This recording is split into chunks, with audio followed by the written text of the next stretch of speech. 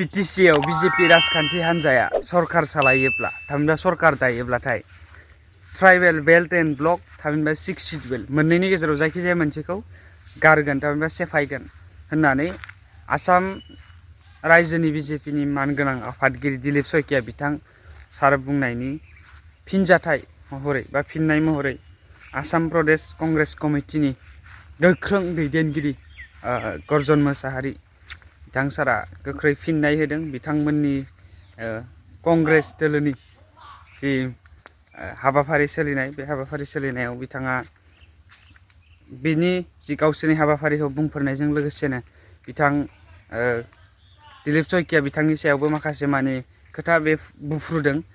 स' नोंथांमोना निस्सय खोनासंनो हागोन। स' नोंथांमोना खोनासंनो हागोन। जोबथियाव आं होगोन बे भिडिअखौ। बेनि सिगां नोंथांमोन साफ्रोमखौबो आंनि इउटुब चेनेलनि गोदान भिडिअआव फिन खेबसेबाव गोसो गोथारै बरायनानै लाग्रोफिनबावबाय। आसा खालामदों नोंथांमोना इसोरनि अननायाव मोजाङैनो दङ आरो आंबो बे समाव मोजाङैनो दङ। स' नोंथांमोननि थाखाय गुबुन मोनसे आपडेट लानानै फैलायबाय। आपडेटखौ जोबजासिम नाय। जायफ्रा चेनेल गोदान चेनेलखौ साबस्क्राइब आरो भिडिअखौ मोजां मोनोब्ला लाइक खालाम आरो फुल भिडिअ नायजोब बेनि उनाव कमेन्ट खालाम। बेनिफ्राय शेयार खालामनानै हो भिडिअखौ जाहाथे साफ्रोमबो बर' रायजो राजाफ्रानो नुनो हायो। मानो होननानै बुङोब्लाथाय जोंनि बिटिसि बा बिटिआर बेयो माने साफ्रोमबो बर' सुबुंनि थैथां नाजानायनि गेजेरजोंसो मोननो हानाय।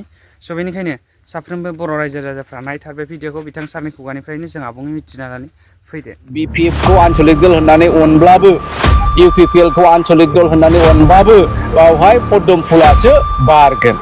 दा बे पद्म फुलखौ फुनानै ज्राव गारहैनो पद्म फुलक उठाय फेलाबलय कारणे नांगल खामनाय ट्रेक्टरो खामनाय आमार এই হাতেদি আমি উঠাই ফেলাব লাগিব ना कि कय रायजोफोर ना दिलीप शइकिया बिथाङा मोनसे जिनिसखौसो इनस्टिगेट खालामनो नागिरदों। बेखौ आन्चलिक दला बुजिनांगोन। जोंनि बिटिआरनि रायजो राजाफ्रा बुजिनांगोन जे बिजेपि गभर्नमेन्टआ फैयोब्ला जोङो मोनसे ना मोनसेखौ दानना होगोन बुङो। थारमाने बेनि आइडिया जाहैबाय अना बर'नि धौखौ लाबोफिननाय, अना बर'नि सहाय लानानै फिर खनसे सरकार बानायनाय। दा बेफोरबायदि एसेबां गोजौनि इमान अखर বিজেপি স্টেটৰ সভাপতি ডাঙৰে এনেকুৱা কথা যে কমিউনেল কথাটো কয়, এইটো খুবই বেয়া হৈছে। दा बे खोब गाज्रि। दा दिलीप शइकियानि डिजाइना खोब गाज्रि। बेखायनो आङो बुंदों बिजेपिआव हाबनाय बर' दैदेनगिरिफ्रा नोंथांमोना इमिडियेटलि बिजेपिखौ एरिबा লাগে आरो कंग्रेसआव जोगदान দিব লাগে। बरबजरायाव जोङो दिनै नामायबोदों।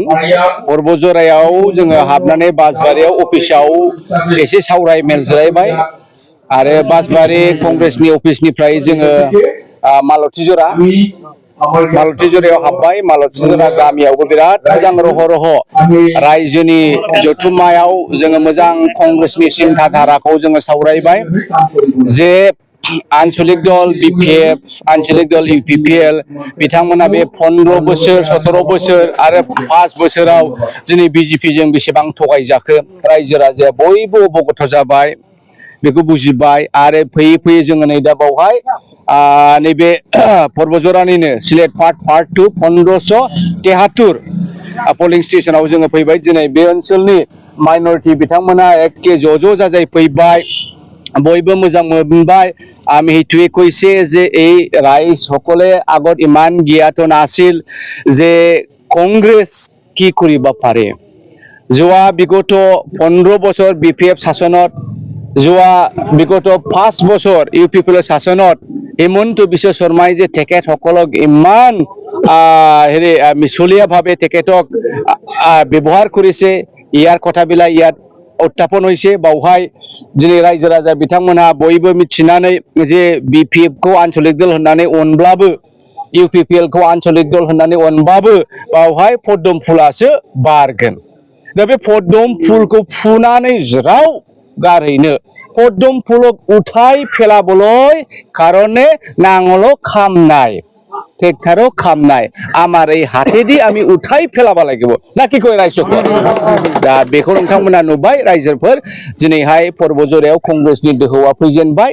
एके 100% सियर बावहाय कंग्रेसखौ रावबो लाखिनो हाया।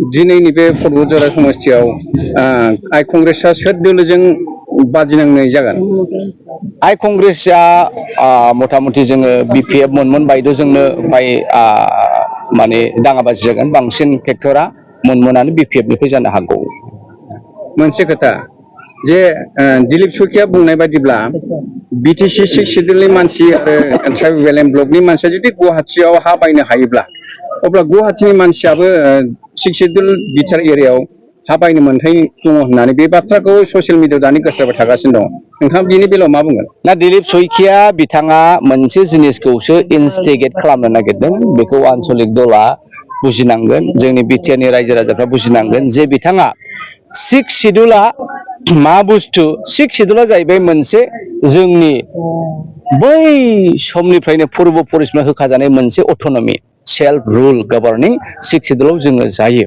बेनिफ्राय बेल एन्ड ब्लकआ जाहैबाय जोंनि हानि रैखाथि दा बिथाङा बे बुस्थुखौनो जुदि गैया खालामनो नागिरोबा बिजेपि गभर्नमेन्टआ फैयोब्ला जोङो मोनसे ना मोनसेखौ दानना होगोन बुङो थारमाने बेनि आइडिया जाहैबाय अना बर'नि धोखौ लाबोफिननाय अना बर'नि सहाय लानानै फिर खनसे सरकार बानायनाय दा बेफोरबायदि एसेबां गोजौनि इमान अखर বিজেপি স্টেটৰ সভাপতি ডাঙৰে এনেকুৱা কথা যে কমিউনেল কথাটো কয় এটো খুবই বেয়া হৈছে दा बे খুব गाज्रि दा दिलीप सखियानि डिजाइना খুব गाज्रि बेखायनो आङो बुंदों बिजेपियाव हाबनाय बर' दैदेनगिरिफ्रा नोंथांमोना इमिडिएटलि बिजेपि एरिबा लागे आरो कंग्रेसआव जोगदान दिबा लागे इउपिपिएल आरो बिपिएफनि गेजेराव गोरोबलायनायनि खोथाखौ फैबाय थानायखौ जों नुबाय थादों नाथाय दानिसो बिपिएफ पार्टिया जे 22टा केन्डिडेट एबा दाबिदार बा टिकेट जायनाखि बिजाथि गेलेगोन बेखौ मुंखौबो फोसावनाय जाबाय बिनि गेजेराव बिसोर गोरोबलायनाया माबोरै फैगोन बेखौ नोंथाङा मा बुंगोन ना बे खोथाया